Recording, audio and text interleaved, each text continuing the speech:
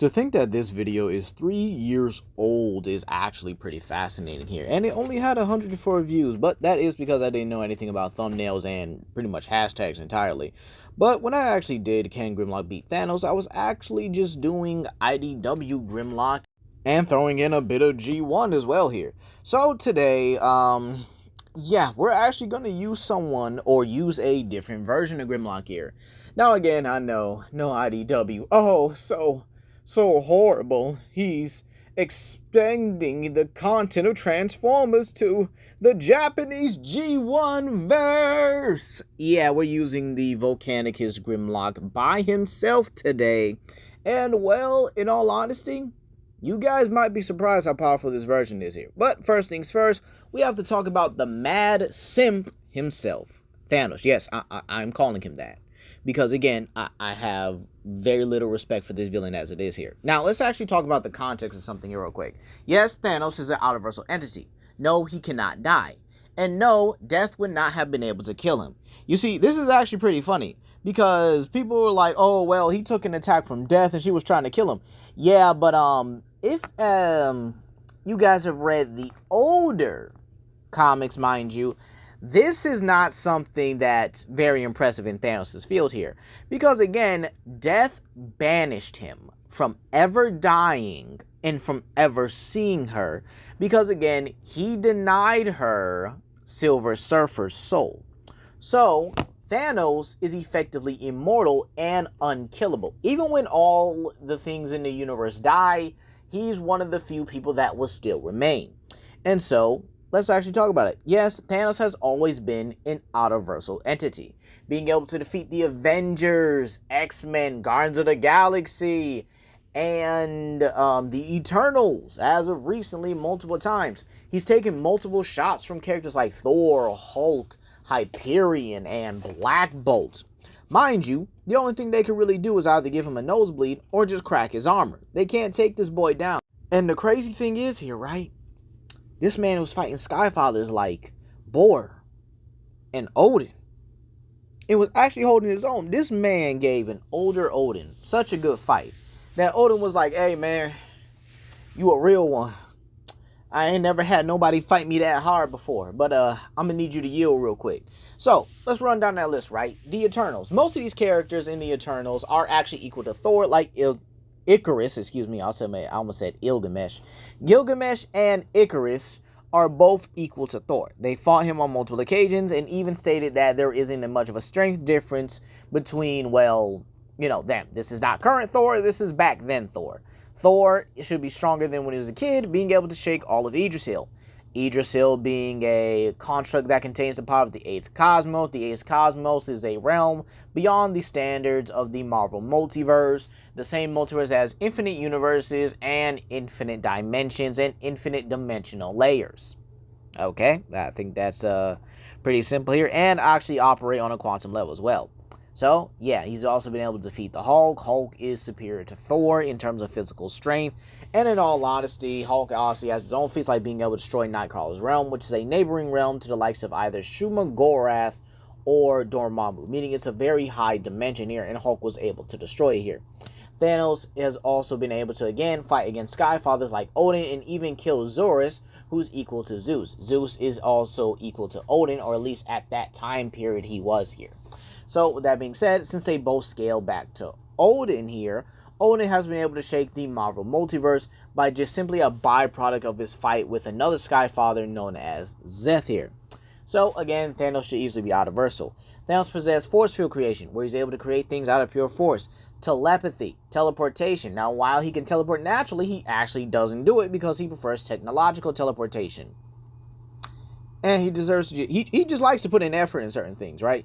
He's able to create these kind of force fields, again, made out of pure force here, that really can't be cracked unless there is enough sustainable force going against him here. Meaning something like the Hulk getting madder and madder, or the champion with the power gem. So with that being said, that covers Thanos. But now let's cover the person we really came here to talk about, Volcanicus Grimlock here. Now, this Grimlock actually received a power boost from gaining amalgamous energy. This is actually a highly volatile energy when one person or one Cybertronian is truly in sync with themselves here and pretty much gain basically a Primus and Unicron level type of power boost here. This has allowed Grimlock to actually be able to not only go toe-to-toe with the likes of combiners before he's able to combine here, but when he turns into his Volcanicus stage here, which actually scales right back to him, he actually is able to fight against the avatars of Primus and Unicron here, and even surpassing that of the Gold power, which we'll get into a little bit here. Now, he would actually scale above Super Megatron. Now, Super Megatron, or I should say Megatron Omega, is a amped up Galvatron that was given another power boost by Unicron. This version of this Super Megatron, right, was able to evolve from being hit with the combined might of 5 different matrices in one attack by God Neptune.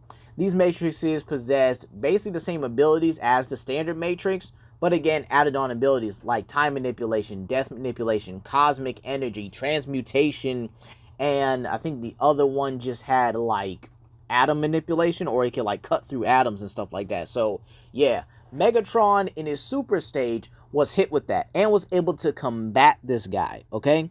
And so when God Neptune eventually gained the upper hand and sliced him in half here, Megatron evolved and became Megatron Omega. Okay, he just became this, super ultra Megatron, basically adapting to what killed him here in an instant. The moment it hit him, the moment it split him in half, he reformed himself and got stronger than it here.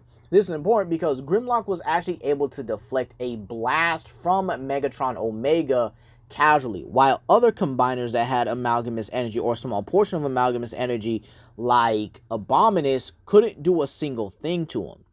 And so again, this shows that Grimlock was a lot stronger than a lot of these characters here. Stronger than God Neptune, who had 5 matrices here. Stronger than Abominus, who had 5, who had a small portion of the amalgamous energy.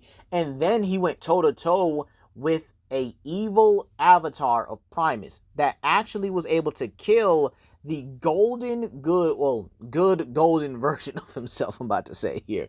And this is actually important because this version, or this good avatar of Primus here, had the gold power. The gold power allows the users to have the power and access to the Transformers Omniverse here. This is important because they're able to summon other versions of themselves across the multiverse and have power over them as well here. As you can see here, when Megatron utilizes the power here, or utilizes the power here, he actually does summon the Cloud version and even the alternative version. I do think it's the Cloud version in the back here, where it's like just a little bit yellow and green. It is possible. I do see the treads and everything, but again, I guess we'll count it for this video because I do think that is the Cloud version here. So with that being said here, alternative Megatron actually would scale to Hytherian, someone who actually exists in a much higher dimensional realm that would actually be the equivalent to Cloud World here. You see, the alternative realm and the Cloud realm actually exist as a higher dimension above higher dimensions here. Keep in mind, these higher dimensions actually exist beyond the basic Omniverse, if you will, here. These Transformers Omniverse has infinite universes, which become infinite multiverses because each thought of a character actually creates a branch line universe here. Then you have the sheer fact that each universe has infinite dimensional layers because each multiverse has infinite dimensional layers because each multiverse runs on quantum mechanics. Quantum mechanics leads into the study of Hilbert space, which again dives into infinite dimensional layers within the entirety of even a single universe. Meaning again, these multiverses run on infinite dimensional layers. These higher dimensions here transcend these multiverses so much that they make them look small and insignificant here, meaning that these multiverses have a 10 times differences. Then you have the sheer fact that, well, Primus and Unicron are capable of destroying and even recreating these dimensions pretty easily. So with that being said here, Volcanicus Grimlock is above the avatars of Primus and Unicron. So with that being said here, how does our big guy actually fare against the Mad Simp? Or I'm sorry, Mad Titan, excuse me, because, no disrespect here. And, well, I think he does beat him here. Do I think he can kill him? No. I think that is a very big impossibility here. You see, Thanos being barred from death itself here literally cannot die. Now, again, you could probably incapacitate him and definitely chop him up and, well, send his parts to the vast different parts of the universe here. But again, he cannot die. Incapacitated and trapped, but he cannot die. So, do I think Grimlock with the Amalgamous Blade, or the Magma Blade, if you will, with Amalgamous Energy, can cut Thanos and just send his parts to the farthest reaches of the universe? Yes. Yes, I do. Because again, he's been able to cut and split the literal head of a Primus avatar. An evil one that was not holding back in going for the kill. Even killing an amped up good version of himself where he not only had the gold power, but a matrix of leadership as well here. And again, the gold power puts them above Alternities, puts them above, Cloud World entities as well here, or at least somewhere on par with them here. Because again, keep in mind that, Alternities do have true forms here, which is why I do count them as the strongest. But again, Grimlock here is fighting against them, beating them, and surpassing them here. Now I understand, Thanos has fought Hulk, he's fought Thor, but the thing is though, they've gotten significantly stronger over the years here. And matter of fact, we can actually talk about it here. The most recent encounter he had with Hulk. Now you might say, well, Thanos won that. Yeah, he did. I agree on that one. I do think Thanos won that encounter here. But here's the thing. He was trying to get out of that fight by any means necessary. He wasn't trying to stay long with the Hulk here and was trying to actively leave. Do I think that in a long, dragged out fight, Thanos is beating the Hulk? It's very possible that he doesn't, especially with how Hulk is right now. I mean, we even state and even see that Thanos actively avoids trying to fight the Hulk.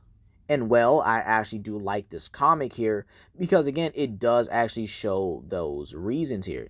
You see, with the sheer fact that Hulk can overpower him and, actually get the upper hand and even bulldoze through his attacks here. But the thing is though, Grimlock, in my honest opinion, is a way better fighter, way more cunning, and way more versatile than the Hulk here. If the Hulk can do all that in his strongest incarnation here, what's to stop an amped up Grimlock from doing the same thing? And likely even better here, considering the sheer fact that he is a skilled fighter. I mean, this guy fought all of Cybertron. Even put Optimus Prime at blade point and was only stopped because he had a contingency placed in him that he didn't know about. So in all honesty, yeah, I definitely think that Volcanicus Grimlock can definitely take down and beat Thanos here. Kill him? No. Incapacitate him? Yes. But that's going to be all today, guys. Please comment down below, like and subscribe and share with your friends. This is Legendary Grimlock, and I hope you guys have a blessed day. And, be sure to share this with your friends. Peace.